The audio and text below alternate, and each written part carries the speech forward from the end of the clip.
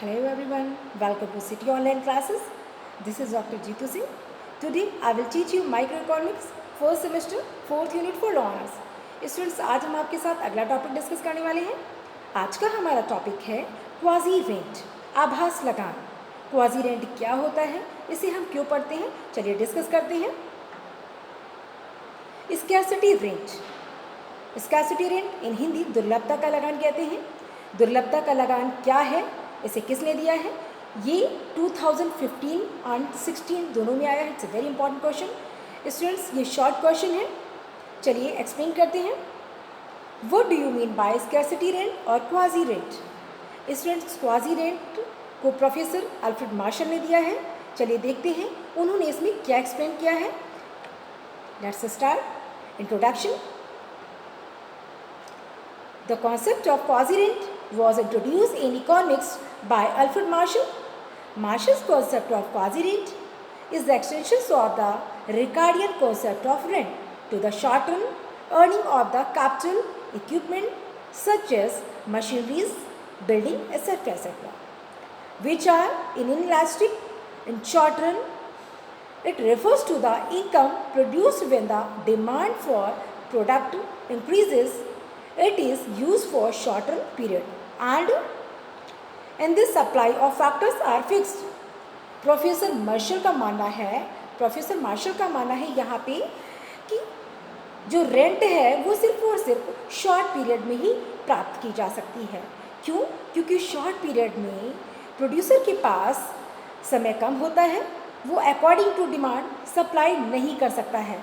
जब according to demand supply नहीं की जाती है तो सिर्फ और सिर्फ उसके प्राइसेस इंक्रीज होते हैं, और जब प्राइसेस इंक्रीज होते हैं दैट वुड बी रेंट. यहाँ पे इन्होंने ये भी बताया है कि जो रिकार्डो हैं, जिनको हम क्लासिकल इकोनॉमिक्स के नाम से जानते हैं, प्रोफेसर रिकार्डो ने अपनी जो रेंट थ्योरी दिया है उसमें इन्होंने बताया है कि जो रेंट है वो लॉन्ग रन में ही अटेन किया जाता है.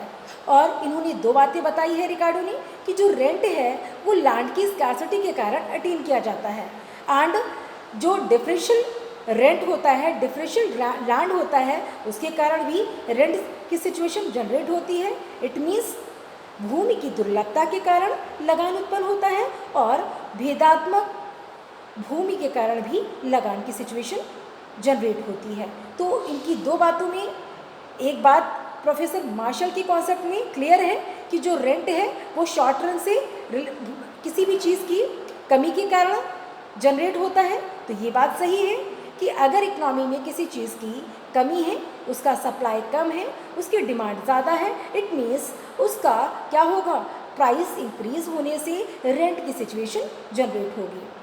और ये शॉर्ट पीरियड में ही अटेन किया जाता है, क्योंकि शॉर्ट पीरियड में किसी भी प्रोडक्ट की जो सप्लाई होती है, पूर्ति होती है, उसे फिक्स मान लिया जाता है. और यहाँ पे एक एग्जाम्पल के थ्रू हम समझेंगे. मान लीजिए एक रूम का किराया पहले 500 था, जो कि उसकी एक्चुअल यहाँ पे किराया है उसका 500. सपोज डैट अगर उस रूम की डिमांड बढ़ जाती है तो रूम को सडन नहीं बनाया जा सकता है और बिल्डिंग भी सडन परचेज नहीं की जा सकती है. तो ऐसे सिचुएशन में जबकि रूम की डिमांड कंटिन्यू बढ़ रही है और रूम को सडन यहाँ पे नहीं बनाया जा सकता है, तो ऐसी सिचुएशन में रूम का किराया बढ़ जाएगा. पहले 500 था और जब रूम की डिमांड कंटिन्यू बढ़ती है तो उसका किराया 500 से बढ़ के 800 हो जाता है. इट मीन्स यहाँ पे 800 क्या है, यहाँ पे 800 जो है ये आपका क्या है, टोटल रेवेन्यू है.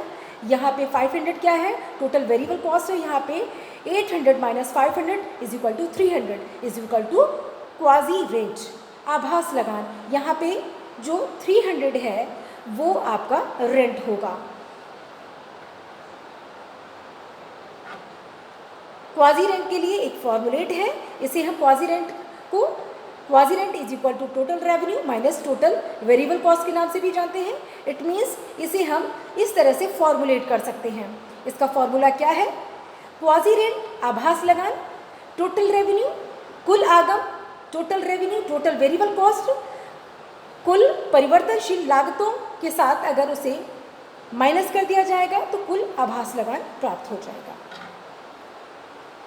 स्टूडेंट्स, आपको बता दूं कि टोटल जो टोटली फिक्स्ड जिन्हें माना जाता है मीन्स शॉर्ट रन से, शॉर्ट रन में क्या होता है कि जो भी फैक्टर ऑफ प्रोडक्शंस होते हैं, जितने भी रिसोर्सेस होते हैं वो फिक्स्ड होते हैं।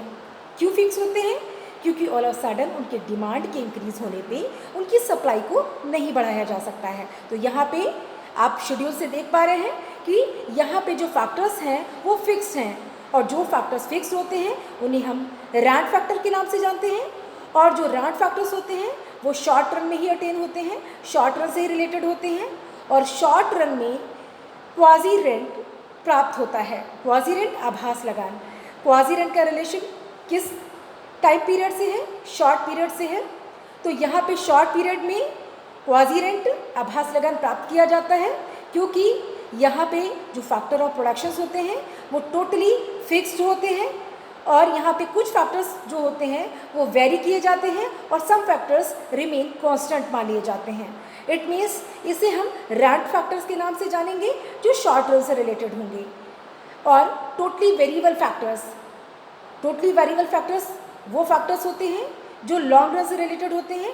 इट मीन्स जब प्रोड्यूसर के पास टाइम ही टाइम होता है, मीन्स एनफ टाइम होता है, तो ऐसे सिचुएशन में वो अकॉर्डिंग टू डिमांड सप्लाई करता है। दैट्स वाई यहाँ पे डिमांड के अकॉर्डिंग सप्लाई को फुलफिल करने के लिए, डिमांड को फुलफिल करने के लिए जब सप्लाई की जाती है तो यहाँ पे फैक्टर ऑफ प्रोडक्शंस भी डिमांड के अकॉर्डिंग ही लगाए जाते हैं। दैट्स वाई यहाँ पे जो भी रिसोर्सेज होते हैं, जो भी फैक्टर्स होते हैं, सारे के सारे वेरिएबल होते हैं। दैट्स वाई इसे हम कॉस्ट फैक्टर के नाम से जानते हैं, और कॉस्ट फैक्टर ये लॉन्ग रन से रिलेटेड है, जैसे हम रैंड फैक्टर के नाम से भी जानते हैं। स्टूडेंट्स, इसे हम एक डायग्राम के थ्रू समझेंगे। वाई एक्सिस पे रेंट गिवन है और एक्स एक्सिस पे यहाँ पे इक्विपमेंट, यहाँ पे इक्विपमेंट का आउटपुट गिवन है। जब इक्विपमेंट का यहाँ पे प्रोडक्शन या सप्लाई जो कि एस एस शॉर्ट रन से रिलेटेड है, जो कि फिक्स है, शॉर्ट रन में इक्विपमेंट की जो सप्लाई है वो एस एस सप्लाई कर्व से शो हो रही है, जो कि क्या है? कांस्टेंट है। और इस सिचुएशन में जब ओ एस इक्विपमेंट की सप्लाई है, अगर ऐसी सिचुएशन में डी डी क्या है? इनिशियल डिमांड कर्व है। जब डिमांड डी डी से इंक्रीज होके D1 हो जाती है, तो ऐसी सिचुएशन में जो इक्विपमेंट है शॉर्ट रन में उसकी सप्लाई को नहीं बढ़ाया जा सकता, और इस सिचुएशन में जो रेंट है वो OP से इंक्रीज होके OP1 हो जाएगा। इट मीन्स जो इक्विपमेंट है उसका प्राइस OP से इंक्रीज होके OP1 हो जाएगा, और जो OP1 होगा वही रेंट होगा। जो PL है वो लॉन्ग रन इक्विपमेंट की सप्लाई को शो कर रहा है, और यहाँ पे जो सप्लाई है इक्विपमेंट की PL लॉन्ग रन, जो कि एक्स एक्सिस के पैरेलल है, हॉरिजॉन्टल है, जो कि ये दिखा रहा है कि लॉन्ग रन में अगर किसी प्रोडक्ट की डिमांड इंक्रीज होती है तो अकॉर्डिंग टू डिमांड सप्लाई भी इंक्रीज होती है। जैसा कि आप देख पा रहे हैं, जो E1 है, E है वो initial demand curve short run का है। E1 जो कि आपका शॉर्ट रन में ही नेक्स्ट जो अगला इक्विलिब्रियम पॉइंट है, डिमांड और सप्लाई दोनों एक दूसरे को इंटरसेक्ट करते हैं, that would be equilibrium point. और हम लॉन्ग रन के इक्विलिब्रियम पॉइंट को देखेंगे। लॉन्ग रन इक्विलिब्रियम पॉइंट जो कि आपका E2 है, और यहाँ पे आप देख पा रहे हैं कि अगर इकोनॉमी में डिमांड DD से इंक्रीज होकर D1 होती है तो सप्लाई भी OS से इंक्रीज होकर OM हो जाएगी। इट मीन्स जो प्रोड्यूसर है उसके पास एनफ टाइम है, सारे रिसोर्सेज को बढ़ाकर वो प्रोडक्शन को कंटिन्यू करेगा, और अकॉर्डिंग टू डिमांड सप्लाई को फुलफिल किया जाएगा। दैट्स वाई यहाँ पे जो फैक्टर होते हैं वो टोटली वेरिएबल होते हैं, और शॉर्ट रन में जो फैक्टर्स होते हैं वो फिक्स फैक्टर होते हैं, जिन्हें हम किस नाम से जानते हैं? जिन्हें हम यहाँ पे कॉस्ट फैक्टर के नाम से जानते हैं, यहाँ रेंट फैक्टर के नाम से जानते हैं, जो शॉर्ट रन से रिलेटेड होते हैं, और जो लॉन्ग रन से रिलेटेड होते हैं उन्हें उन्हें हम कॉस्ट फैक्टर के नाम से जानते हैं। स्टूडेंट्स, ये एक्सप्लेनेशन गिवन है जो मैंने अभी आपको दिया है। Here SS curve is short run supply curves which is perfectly inelastic।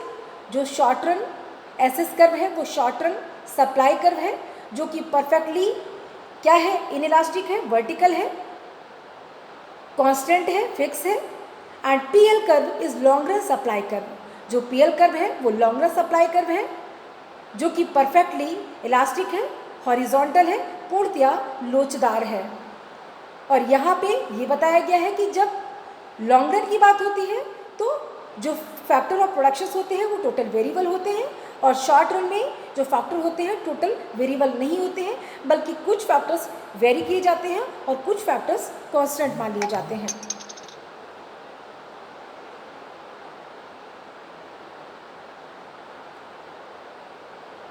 Next topic हमारा है modern theory of wages.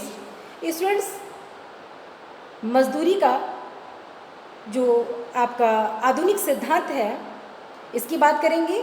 Students, हमने थ्योरी ऑफ वेजेस में अपने लास्ट लेक्चर में एक्सप्लेन किया था। जो थ्योरी ऑफ वेजेस हैं वो क्या होती हैं, जो एम्प्लॉय होते हैं, जो वर्कर्स होते हैं, उनका एक्सप्लॉयटेशन क्यों होता है, कैसे होता है। तो हमने उसके लिए सब्सिस्टेंस थ्योरी पढ़ी थी, सरप्लस थ्योरी पढ़ी थी, रेजिडुअल थ्योरी पढ़ी थी एंड मार्जिनल प्रोडक्टिविटी थ्योरी पढ़ी थी। उसमें हमने अच्छे से एक्सप्लेन किया है लेबर के बारे में, वर्कर्स के बारे में। चलिए यहाँ पे हम मॉडर्न थ्योरी ऑफ वेजेस को एक्सप्लेन करेंगे। Modern theory of wages, students ये लॉन्ग क्वेश्चन है, explain modern theory of wages, ये 2019 में आया है। And explain modern theory of wages, मजदूरी के आधुनिक सिद्धांत को स्पष्ट कीजिए। अब यहाँ पे आपको इन शॉर्ट बता दूँ कि अगर हम बात करते हैं मजदूरी की, वर्कर्स की, रिवॉर्ड की, तो यहाँ पे लेबर की क्या प्राथमिकता है, लेबर का क्या वर्क होता है और उसकी जो वेज रेट है वो कैसे डिसाइड होती है, इन सारी बातों को हम यहाँ पे मॉडर्न थ्योरी ऑफ वेजेस में डिस्कस करेंगे। तो यहाँ पे मैं आप लोगों को बता दूँ, according to modern theory of wages, wages are prices of services rendered by a labour to employer. यहाँ पे ये बताया गया है कि जो एम्प्लॉय होता है, जो वर्कर होता है, लाइक यहाँ पे जो भी लेबर होता है वो जो भी काम करता है उस काम करने के एवरेज में जो भी उसे as a salary, as a reward provide किया जाता है, that would be wages, that would be wages, मजदूरी। अब यहाँ पे मजदूरी उसको इसलिए दी जा रही है क्योंकि वो किसी भी कंपनी के प्रोडक्शन में अपनी हेल्प कर रहा है। जो भी प्रोडक्शन हो रहा है, जो भी प्रोडक्ट कंटिन्यू प्रोडक्शन किया जा रहा है उसमें उसका कंट्रीब्यूशन है, दैट्स वाई उसको एज अ रिवॉर्ड वेजेस या सैलरी प्रोवाइड की जाती है। यहाँ पे ये बताया गया है, as a product the price are determined with the help of demand and supply. Demand and supply occur similarly. The wages price of services rendered by labor is also obtained with the help of demand and supply of labor. Therefore, determinations of the wages level, it is necessary to study the demand for labor and supply for labor and interaction between them. यहाँ पे हम देखेंगे कि यहाँ पे ये बताया गया है कि जिस तरह से इकोनॉमी में किसी प्रोडक्ट का प्राइस उसकी डिमांड और सप्लाई के बेसिस पर डिसाइड किया जाता है, उसी तरह से लेबर का भी प्राइस उसकी डिमांड और सप्लाई के बेसिस पर डिसाइड किया जाता है। अगर इकोनॉमी में लेबर का डिमांड ज़्यादा है, उसकी सप्लाई कम है, तो उसका वेज रेट हाई होगा। अगर इकोनॉमी में डिमांड कम और सप्लाई ज़्यादा है तो ऐसी सिचुएशन में जो वेज रेट होगा वो लो होगा। यहाँ पे बताया गया है demand for labour depend upon that depends on product. यहाँ पे ये बताया गया है कि जो लेबर की डिमांड है वो कब क्रिएट होती है? जब किसी प्रोडक्ट की डिमांड जनरेट होती है, क्रिएट होती है। अब इकोनॉमी में अगर किसी प्रोडक्ट की डिमांड इंक्रीज होती है तो उसे प्रोड्यूस करने के लिए प्रोड्यूसर को लेबर की ज़रूरत होगी। प्रोड्यूसर लेबर को हायर करेगा। क्यों हायर करेगा? क्योंकि इकोनॉमी में किसी पर्टिकुलर प्रोडक्ट की डिमांड इंक्रीज हुई है और उस डिमांड को फुलफिल करने के लिए, उसे पूरा करने के लिए प्रोड्यूसर के द्वारा लेबर हायर किए जाते हैं और लेबर की डिमांड की जाती है, जिसे हम डिराइव डिमांड के नाम से जानते हैं। डिराइव डिमांड इन हिंदी व्युत्पन्न मांग के नाम से जानते हैं। व्युत्पन्न का मतलब क्या होता है? एक की मांग से व्युत्पन्न, यहाँ पे एक की मांग से दूसरी की मांग का उत्पन्न होना, that would be derive demand. अगर प्रोडक्ट की डिमांड नहीं होती तो क्या लेबर की डिमांड होती? No, never. यहाँ पे प्रोडक्ट की डिमांड होने की वजह से ही लेबर की डिमांड की जा रही है, that would be derive demand.